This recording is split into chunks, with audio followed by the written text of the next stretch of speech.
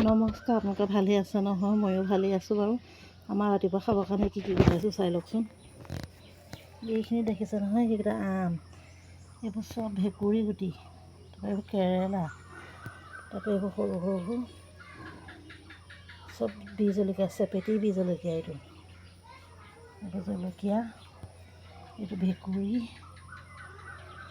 কেৰেলা, এইকেইটা আমকেইটা দুপৰীয়া খাব লাগিব।